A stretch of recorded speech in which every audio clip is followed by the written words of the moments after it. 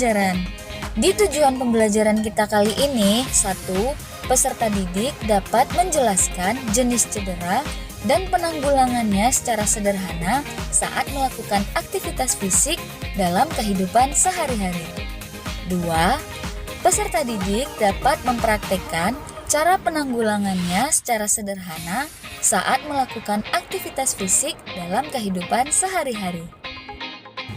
Nah, berikut ini adalah peta konsep pembelajaran kita kali ini. Jenis-jenis cedera, penanggulangan cedera secara sederhana, selanjutnya memaparkan dan mempraktikkan cara penanggulangan cedera secara sederhana. Bisa anak-anak ibu perhatikan peta konsep berikut ini.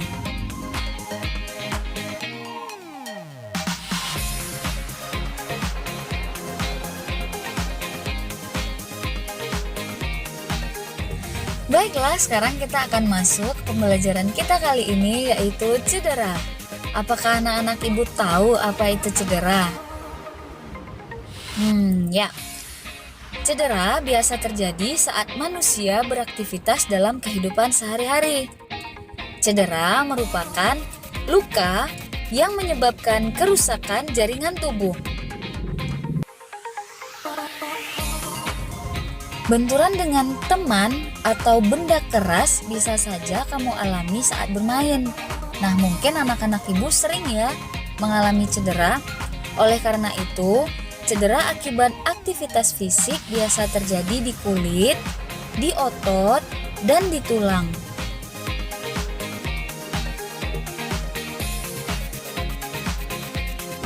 Nah, sekarang kita masuk jenis-jenis cedera. Menurut tingkat kerusakannya, cedera dapat dibagi menjadi 2 macam. Apakah anak-anak ibu tahu? Ya, yang pertama cedera ringan dan yang kedua cedera berat.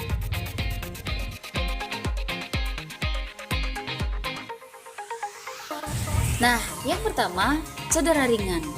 Cedera ringan ini adalah cedera yang tingkat kerusakan jaringannya kecil.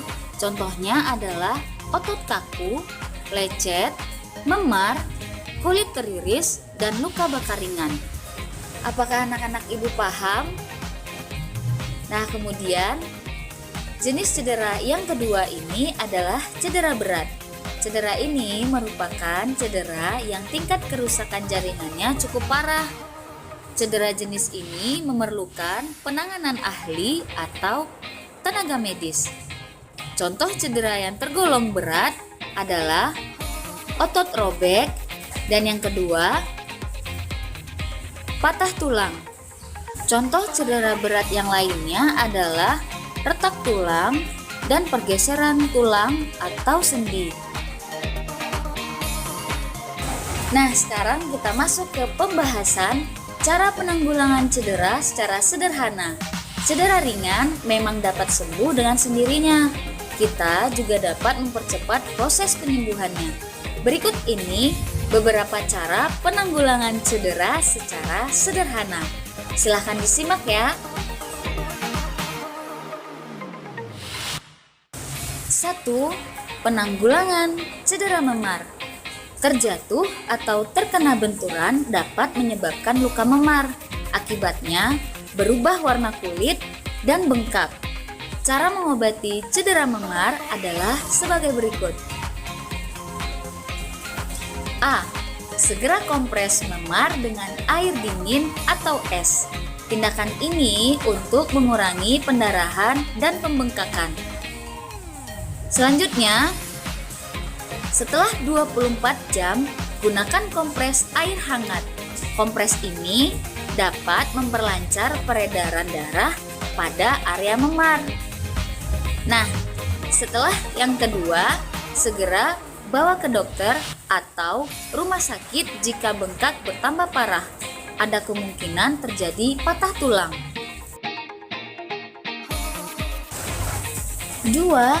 Penanggulangan luka lecet. Silakan perhatikan gambar di bawah ini. Luka lecet ditandai dengan terkelupasnya kulit. Cara mengobatinya adalah sebagai berikut. A. Bersihkan luka dari benda penyebab luka seperti serpihan pasir, batu, atau debu dengan air mengalir. B. Keringkan kulit yang terluka dengan lap yang lembut. C. Teteskan obat luka atau obat antiseptik pada luka. D. Tutuplah luka dengan plester atau kasa agar tidak terkena debu. Kemudian ganti plester setiap hari atau ganti jika plester basah atau kotor. Nah, yang ketiga, penanggulangan otot kaku atau kejang. Otot yang kaku atau kejang dikenal dengan istilah kram. Biasanya, otot menjadi kaku karena kelelahan. Otot kaku juga dapat terjadi karena aliran darah ke otot terhambat dan kurangnya pemanasan sebelum olahraga. Nah, cara menanggulanginya adalah sebagai berikut. A. Lepaskan sepatu atau sandal jika menggunakannya. B. Angkat tungkai lurus sejajar lutut. Tahan jari-jari ke atas untuk meregangkan otot. C. Kompres dengan air hangat untuk menghilangkan nyeri. Perhatikan gambar di bawah ini.